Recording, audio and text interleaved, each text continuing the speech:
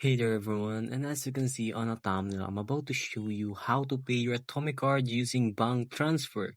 So if this video will help you, please don't forget to leave a like. So without further ado, let's get started. Alright, so first of all, open your Atome app and head over to the Bills tab. After that, tap Pay Now under your Atomic card.